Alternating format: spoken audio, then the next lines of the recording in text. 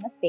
భారతదేశంలో 12 జ్యోతిర్లింగాలలో ఒకటి జార్ఖండ్, బీహార్ సరిహద్దుల్లోని దుమ్కా జిల్లాలో ఉన్న వైద్యనాథ్ జ్యోతిర్లింగం.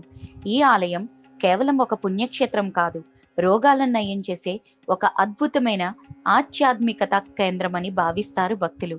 పురాణాల ప్రకారం రావణాసురుడు లంకకు తీసుకెళ్లాలనుకున్న శివుని ఆత్మలింగం ఇక్కడే ప్రతిష్ఠించబడింది. శివుడు ఇక్కడ వైద్యనాథ్ అంటే వైద్యుడిగా ఉన్న దేవుడి రూపంలో వెలసి భక్తుల అనారోగ్యాలను నయం చేస్తాడని భక్తుల నమ్మకం.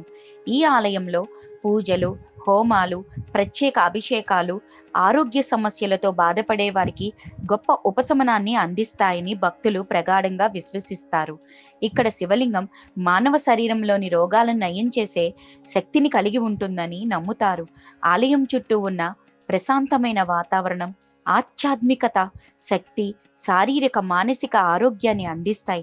చాలా మంది భక్తులు ఈ ఆలయ దర్శనం తర్వాత తమ అనారోగ్యాలు తగ్గాయని చెప్తుంటారు. ఈ ఆలయం జార్ఖండ్లోని దేవఘర్ పట్టణానికి దగ్గరగా ఉంది. కేవలం ఒక దేవాలయమే కాకుండా ఇది ఒక ఆధ్యాత్మికత, ఆరోగ్య కేంద్రం. ఈ ఆలయాన్ని సందర్శిస్తే మన శరీరమే కాదు, మనసు కూడా రోగాలను జయించే శక్తిని పొందుతుందన్న నమ్మకాన్ని సంపాదించుకుంది.